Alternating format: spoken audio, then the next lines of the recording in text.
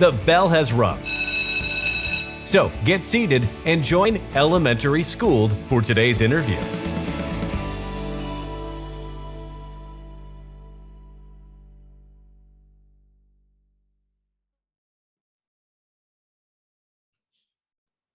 Hi, Gina. Hi, Mel. This is Elementary School, Season 1, Episode 6. And today I have Gina Kearns, who's been a huge and instrumental help to our neighborhood school, which is the school I teach at here in a suburb in northern Salt Lake City, Utah. I want to say, too, that this can happen anywhere. So I'll probably repeat that a couple times, but what you do could happen anywhere, and I'll have you talk about that. But today's topic is how to get involved in your child's school and make a difference. And there are small and simple ways that make a huge difference.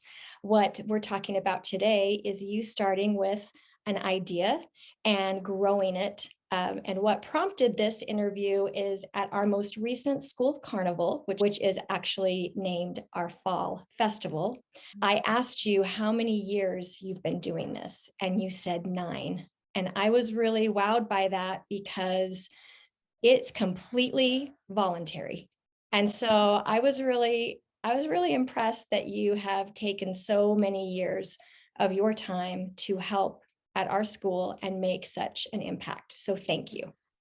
Thanks, Mel. I appreciate that. My husband would say I'm crazy, but I like what I do. Well, that's just it. You care. You care. Yes. That's all that's needed, is that you care. Yep. But I can tell that you like it. Will you introduce yourself? Yes. My name is Gina Kearns, and I have 4 daughters, and my husband, Kelly, and we've been married for 23 years, and we've lived here in our house for 10. And previously we met at high school. We both went to the University of Utah, and I worked in advertising. That's my background. So I graduated with a Bachelor of Marketing, and I worked in advertising until I had kids, and then was lucky enough to be a stay-at-home mom, but do some design freelance and some travel freelance things. So I kind of wear many different hats, but that's me. True to a mom, many hats. So your children are ages 10 to 18, and you started Fall Festival when she was how old again? When Sammy was in 3rd grade. So she would have been probably like 8. Okay, so when your oldest was 8. Yeah. So I know the impact that you've had on our school, along with many other helpers, right? I know you have a partner, and so we'll talk about that. As a teacher at our same school, I think I could speak overall for our school and community and staff that we just thank you for doing this, because it has made a difference. So will you kind of go backwards and tell us the ending before the beginning? Like, what's it like now? I know it's kind of become a big deal. Many hands are involved to make this happen.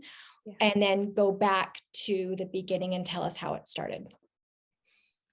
Yeah. So that's an interesting question, to go from the end to the beginning. You could start at the beginning. No. I like the end, because I think the end is great, because you grow and you learn so much along the way, that I think it's important. If I only had the perspective that I have in the end at the beginning, wow, that would, help you a lot along the way. But I think the end, what's great about the end is, at first, when I started working on Fall Festival, I had all these different benchmarks that I wanted to hit. And then now when I'm at the end, I realize that the most important thing has been the community and school closeness. I think that this event happens, and causes, and that's not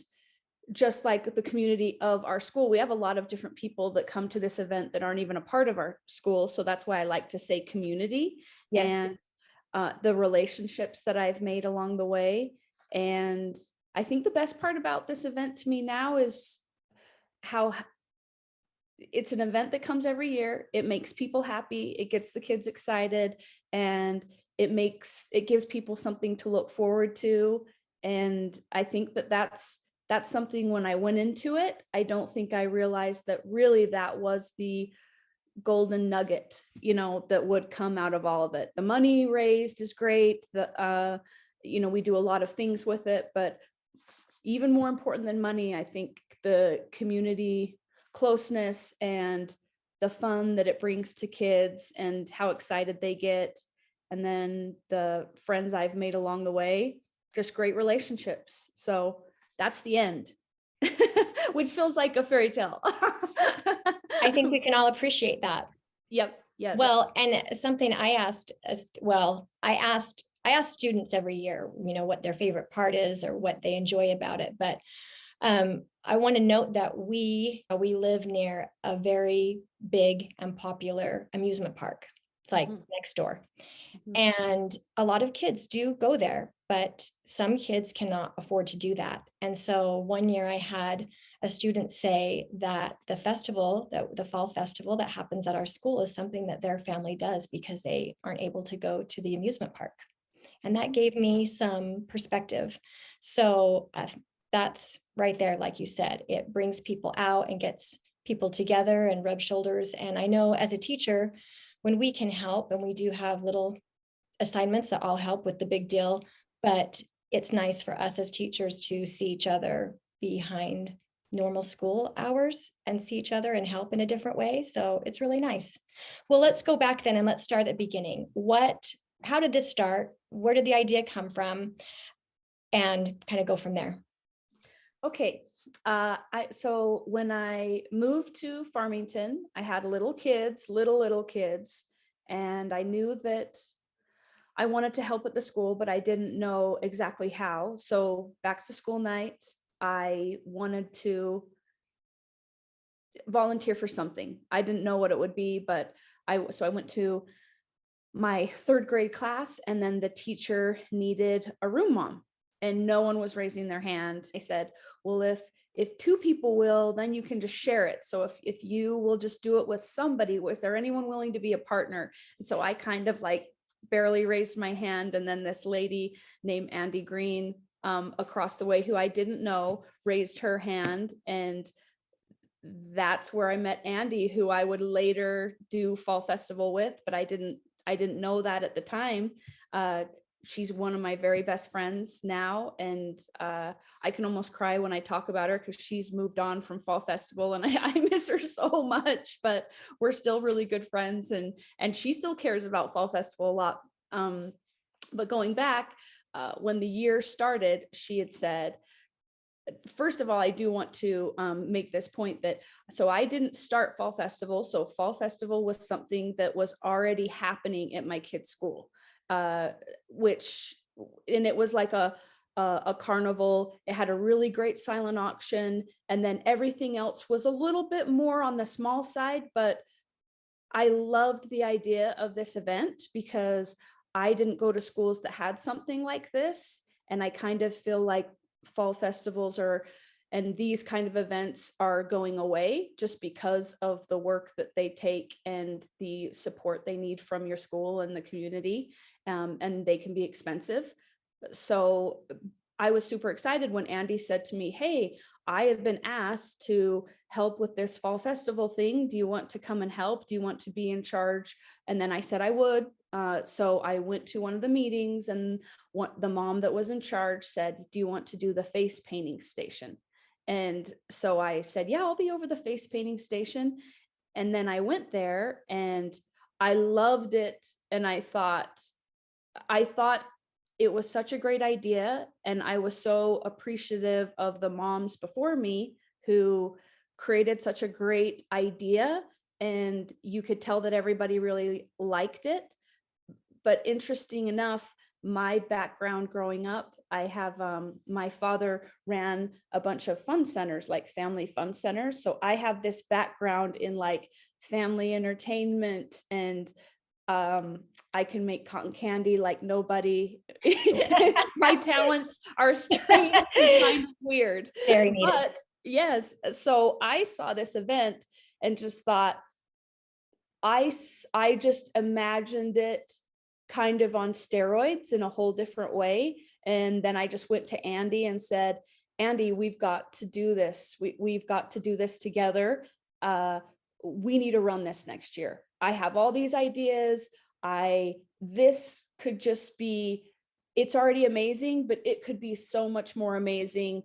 I think if you're willing to be, but we've got some work to do as far as I want to try out some different things. And she was totally on board. And so that is kind of how it started. We went through a first year. Of course, when you volunteer to do something like that, most people are like, feel free, so we just started it. And the first year was a lot of time, but I think I started with branding because advertising was my background. So I wanted to just brand it, kind of give it a theme that would be easily communicated, whether you saw it on a sign. Because with branding, you know how important it is to just, you see a certain brand of a company and you know everything about it. You don't really need to ask too many questions. Like, oh, that's this, they do this. That's kind of how I wanted Fall Festival to be, which I think it is. If you see a Fall Festival sign around our school, everybody knows that sign and they know what it means now. But so you make many good points. First of all, I want to go back to you felt this. And I think that's a good point, because sometimes I'll see parents are like, I really want to help this year, but I have these little kids, and I'm like, oh, we all take a season, we all take a turn. But when something speaks to you and it just kind of hits your heart, like, now is the time, I'm excited about this, or I see a need. And I love that you kind of listened to that. When you talk about the signs, you have used those same signs every year, but it just says the name of our school and Fall Festival in really big letters. And so I don't want anyone out there thinking it's really complex. There aren't these flyers that go out. It's signs, but they're big and they're reused every year. So there might be an initial startup cost. And with those costs, was the school able to support that, or how did you do that? So they always had a budget for Fall Festival. And then we had one thing I realized early on is that, we didn't need some more money than probably what their budget was to start to bring the things in. What I wanted was, it seems like Fall Festival, a different person did it every single year. And so I think that, although I totally understand how that goes, I felt like if you wanted to grow this event, you probably needed somebody who was willing to do it for at least probably 2 to 4 years, and collect items that wouldn't get lost or wouldn't, when you do something year to year, really the communication is lost. The kind of secret, like, oh, I would tweak this or tweak this, sometimes is lost. Supplies sometimes goes by the wayside. And so I just thought, you know what, we need to get these supplies. We need to build this up. So between the PTA presidents who we worked with, who've all been so great, they would give us a budget, and then we would talk about like things that we wanted to do.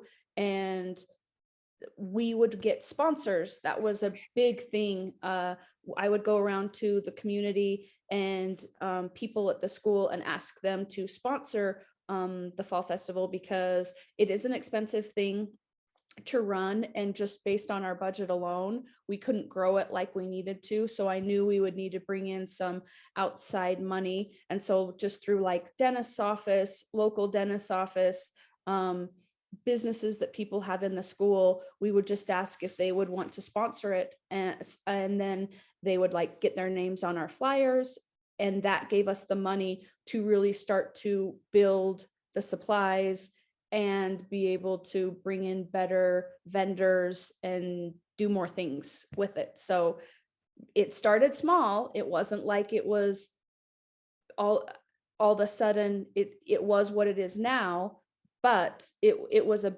big change every year, getting bigger.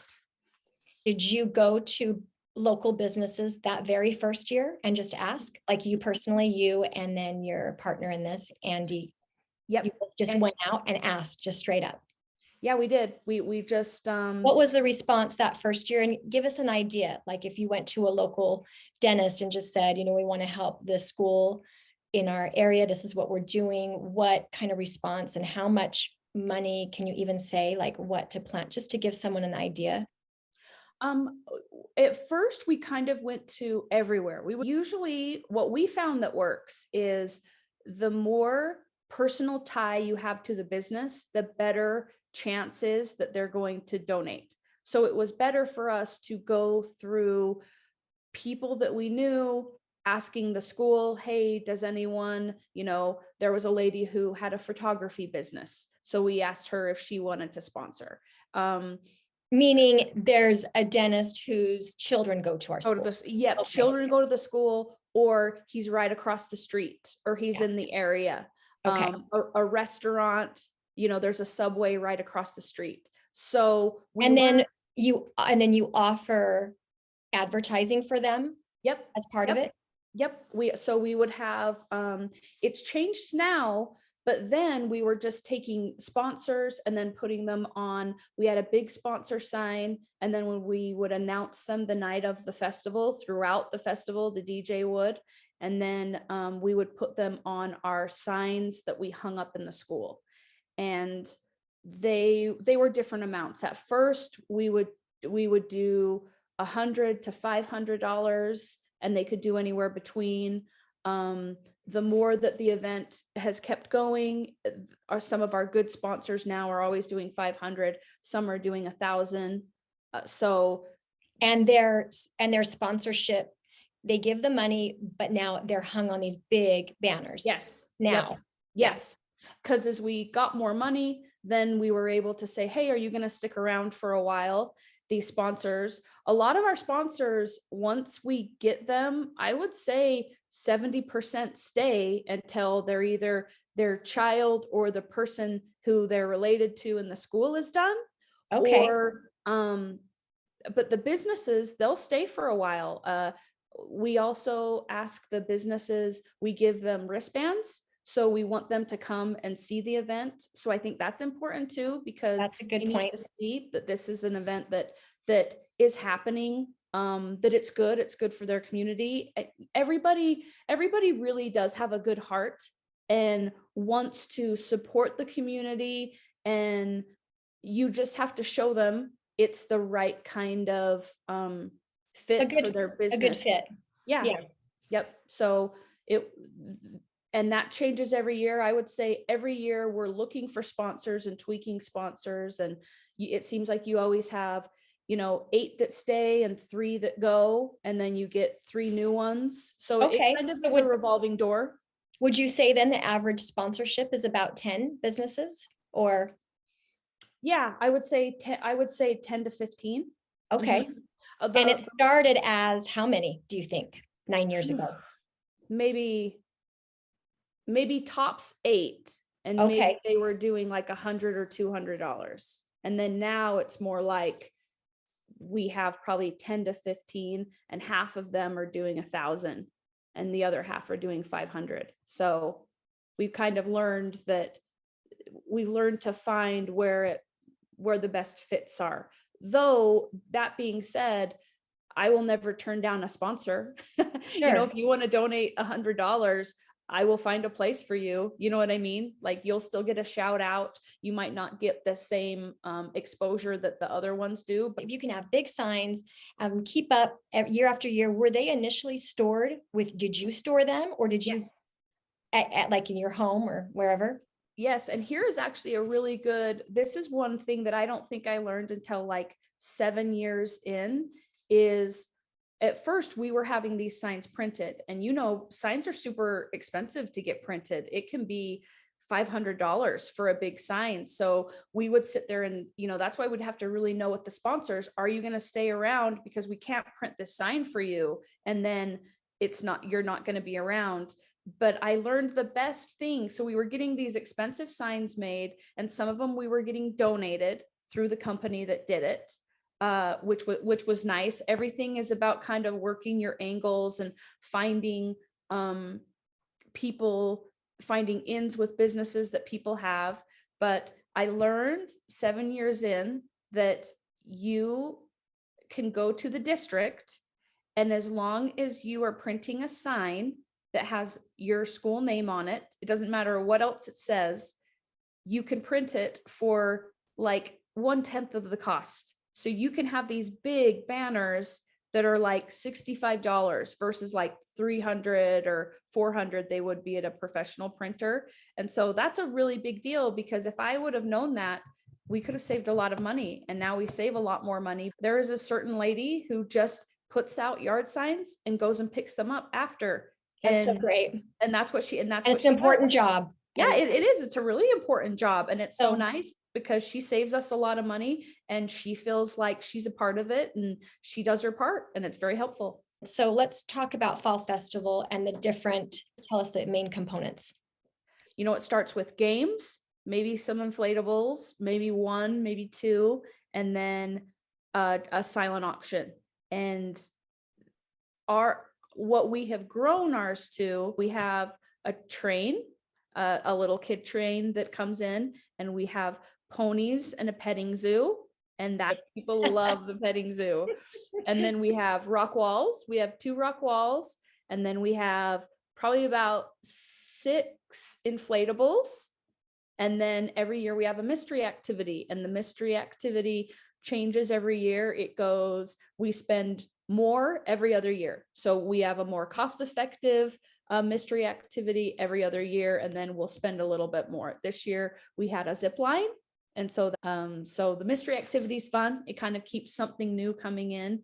And then we have a silent auction, and we always have about probably 100 baskets. We try and keep it at 100. We've learned that anything over 100 is maybe too much, but we're never going to turn anything down. So sometimes it has more than that. And then we have a couple food trucks, and then a concession stand, and a really great DJ. And then we have all these games set up in tents, and there's like 15 games. There's a photo booth, there's a dunk tank, there's Fishing pole. fishing poles, go fish, face painting, football toss. Yeah, and we're always changing those out. We get the tickets every year to them. They have these little buckets, and then if we see that a game is not doing very well, then we are like, okay, we need to switch that game up. And then The kids love it. They love it. They bring their cousins, they bring their friends, they bring grandparents. Will you explain the silent auction? And silent auction is probably takes the most time, probably out of a lot of the festival. That's a big time consuming job. You need a lot of people helping you with it. And the best part about that with people, when I'm looking for people, you need to look for people who have different strengths, because and don't push them into doing something they don't want to do. Kind of give them options, and see what speaks to them and what's their kind of wheelhouse is. Because we've broken up silent auction really into very small tasks. Like there's people that just go and get the items, and then there's people that just wrap the items, and then there's people that just run the night, and then there's people that just set the stuff up. So silent auction is too big to just say, to find one lady or 2 ladies to run it. It takes about a group of like 10. 4 years ago, someone had just said, hey, do you know that there's this texting service? Because we were doing the bids on paper and thinking, would people donate more if people didn't see what they were bidding? And most important, I didn't want them standing around the silent auction table the whole night. I want them out enjoying the event with their family. I want them having fun. So this texting app was awesome, because then they just text their bids, and it will just send them back notifications of if they're outbid. Yes. Well, I was writing down a couple of things I didn't want to forget, because I think 2 strengths that you really have is, number one, your communication. you have a personality that draws people to you. And so that's a real benefit because you ask and we want to say yes. So get someone doing the asking that people want to say yes to. Send that fun mom or dad out there to go and ask and get people in. I also feel like your strength, and I remember you saying this, that when you started doing this, you did give a commitment, just like you said previously, commit to 2 or 4 years. Didn't you say that your commitment was 5 years in the beginning when you knew? How did you end up at 9? You know how really is because I have a child still there. So I wanted to Have an investment. Yes, I wanted to do the same thing for her that I did for all my other kids. And I was bound and determined to not, I put so much work into this and so many people have, and they love it so much. I wanted it to continue. And so then it kind of changed into this, it'd be easy for me to just walk away and be like, oh, I don't have to worry about it anymore. But then everybody loses. So to me, it was handing it over and finding people that will continue it and the right people. And then that's when Andy left and we found Aaron. And then now next year is my daughter's last year. And so you'll never believe it, but the person actually, because there's 2 co-heads that headed up, and one of them is a dad. So great. You know what I mean? Dads came and helped set up the day before, and we're hanging signs, and we appreciate that so much. And also our staff in the school, like our head custodian is an amazing, helpful person. Eric. He's out there. And so it takes a village. It is a fundraiser, obviously. That's the whole point of it. Besides the unifying and the friendship and all that is equally as important, but it started out as we need funds. What were the funds like in the beginning in comparison to how, is it doubled, tripled? And then where do the funds usually go?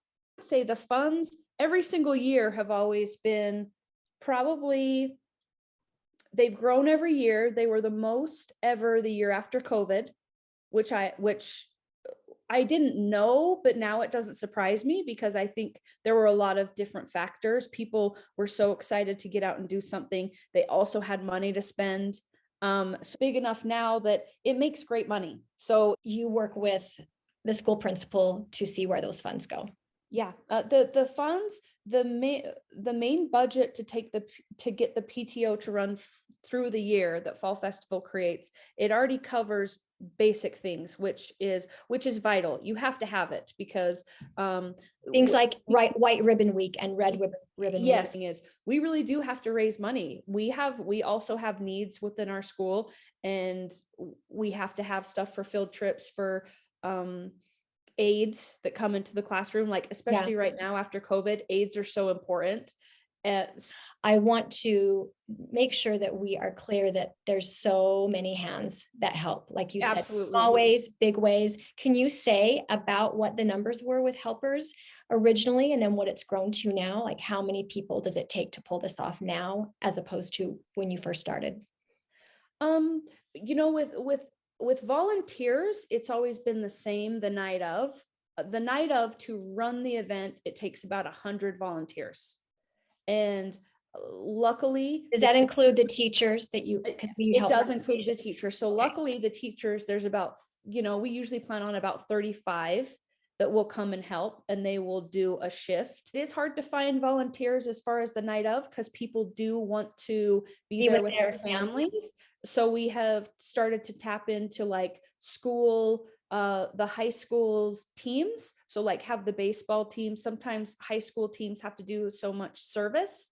And so we've great idea. Smarter. Yeah. Like get the scout program, your local church, the high school. If have some, like my daughter, since she was on a high school team, I said, hey, do you care if you guys come? And they have a fun time doing it. So, but as far as the night of, you need about 120 volunteers the night of.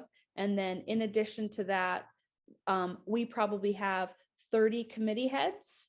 So on every committee, there's probably 15 different committees that run different things: food, games, decorations, silent auction, set up, take down, tickets. There's lots. And they are all come in pairs. So I always have 2 people helping each other over a committee. And so there's about 30 ladies. So, and those 30 ladies, they do a lot of work. So it's in addition to them, then you need 100 on top of that.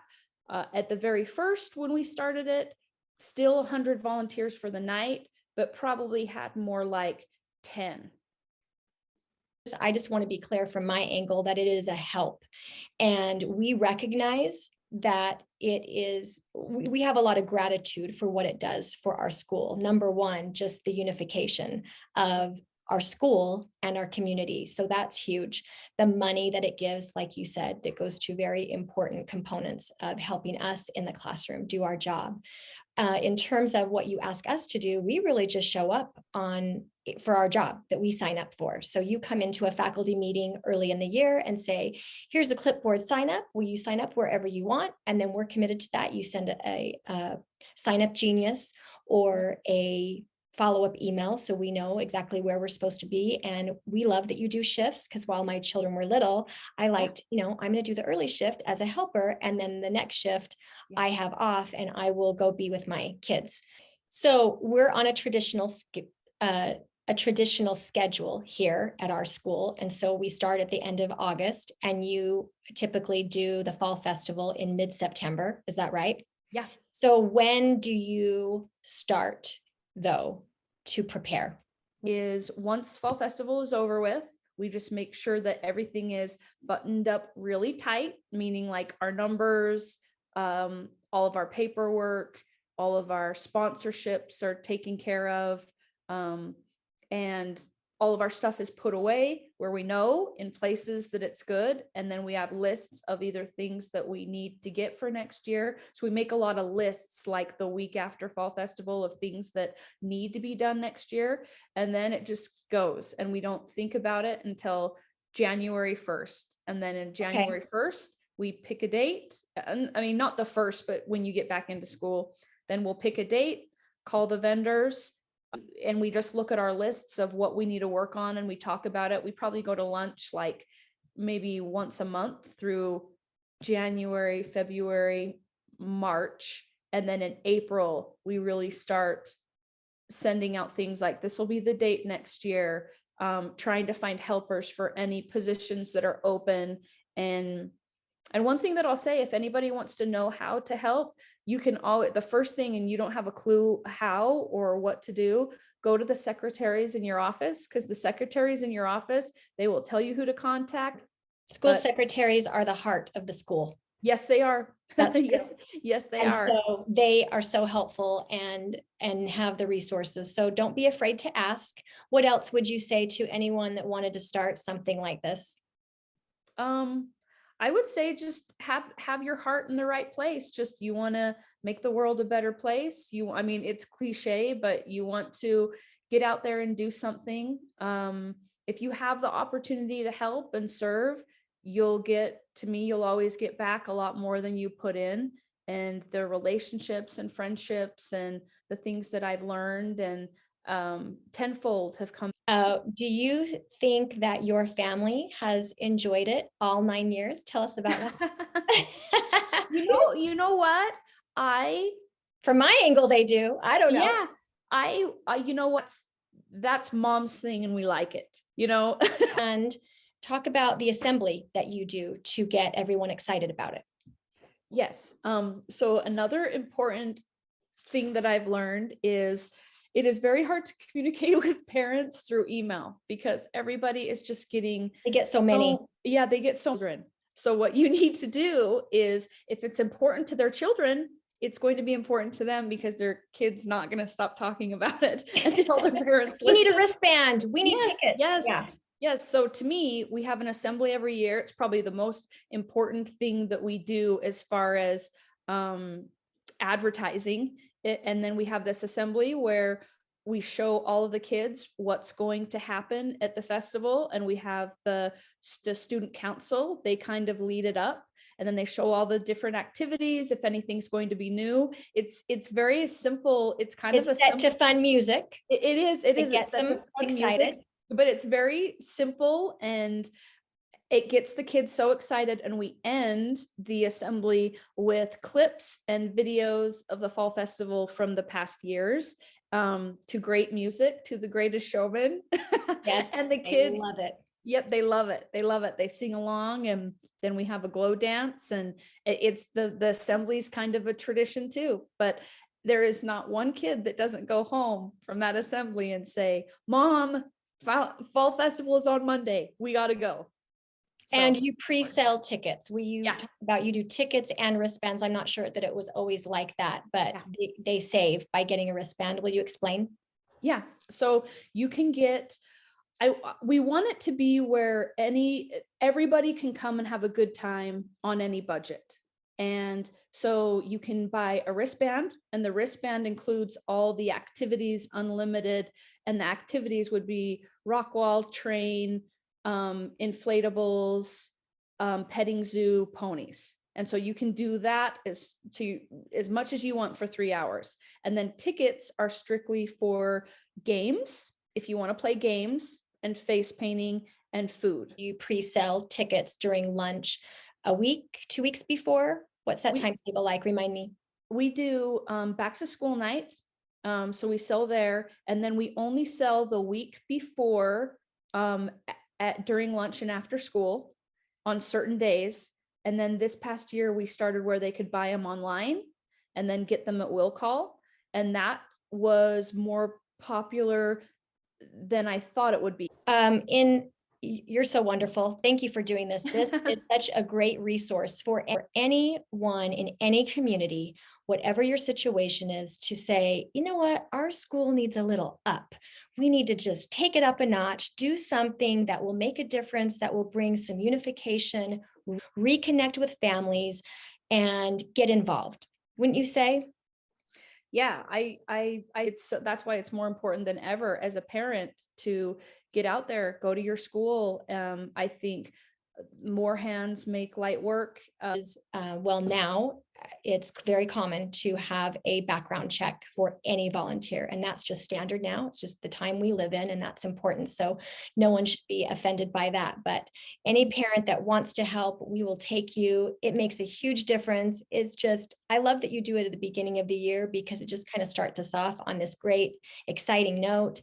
And, school is hard. Teaching is hard. These students, they come with a lot, and it's a nice way for us to kind of get together and start the year with some positive goals, and just be able to have a friendly atmosphere where we're seeing parents and just having just met their students a couple weeks before, we're getting to know families. It's really nice for us. So thank you for all these years of service. And I hope that there's a time when your youngest moves on to junior high that you can pass the buck to someone. And it sounds like that process is being started, but it will be equally as great. And we all take our turn. You've had a long season. Thanks, Mel. It's been worth every bit, so I feel like I've gained so much more than I've given. So I'm happy to do it. And I love the school, and it's made me closer to the teachers and closer to parents. And so it's been a really great experience in my life. So I'm really grateful for it. Thank you. I do like to end with a little Christian thought. And the one that was kind of playing in my mind before we started this interview was just you sharing your light is contagious to other people. And as you have grown from 10 volunteers to 100 volunteers, I was thinking of, it's a scripture in the Bible. It's in Matthew somewhere, I think Matthew 5, but it says, let your light so shine before men that they may see your good works and basically glorify God. The more light we can share, the better it is. And where we have so many dark things that are happening in the world and sad things and hard things, we need a lot of light. So however that can be provided for your student or child's school, the better off it's going to be for families. So Gina Kearns, thank you. You were a great interview, and this will be a #1 resource for anyone interested in making a difference at their school. Thanks, Mel. Thanks so much. Get out there, everybody. Get out. Good stuff over there. It's amazing. Head over to the bake sale tent and satisfy your sweet tooth tonight. And of course, all proceeds go right back.